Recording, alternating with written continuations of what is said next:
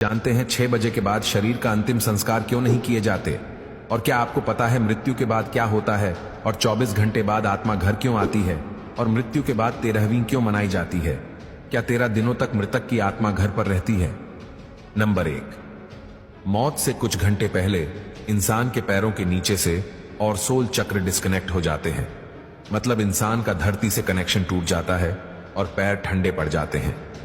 Number 2, मरने के बाद इंसान का उसका संपूर्ण जीवन जन्म से लेकर मृत्यु तक फ्लैशबैक की तरह स्पीड से दिखता है। अकॉर्डिंग टू साइंस ये सपना लगभग 7 मिनट का होता है।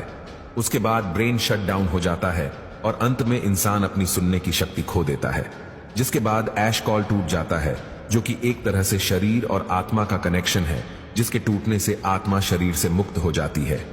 नंबर 3, लंबे समय से शरीर में रहने के कारण वो बॉडी को छोड़ने से मना करती है। वो फिर से बॉडी में प्रवेश करने की काफी कोशिश करती है, लेकिन वो असफल रहती है।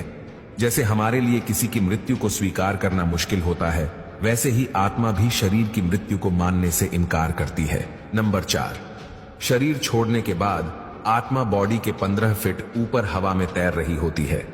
वो अपने परिजनों को रोता हुआ देखती है। उसके बारे में बोले गए शब्दों से किसी शोर की तरह सुनाई देते हैं।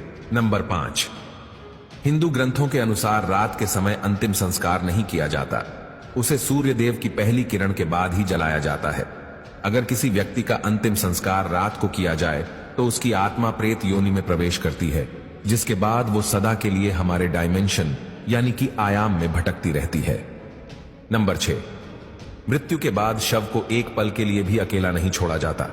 अगर शव को रात भर घर में रखा जाए तो संपूर्ण परिजन रात भर शव के पास जागते हैं।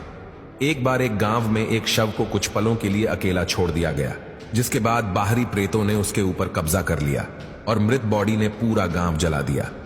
गांव में हनुमान जी का एक मंदिर था। मरी हुई बॉडी जैसे ही हनुमान जी के मंदिर के सामने से गुजरी, उन आत्माओं ने हनुमान जी की मूर्ति देखी और फिर डर कर उस बॉडी को छोड़ दिया। तब से लेकर आज तक कोई भी डेड बॉडी को अकेले छोड़ने की गलती नहीं करता। नंबर 7, अंतिम समय में 2 यमदूत आते हैं। वो मरने वाले के साथ जैसा उसने संपूर्ण जीवन लोगों से व्यवहार किया था, ठीक वैसा ही व्यवहार उसके साथ करते हैं।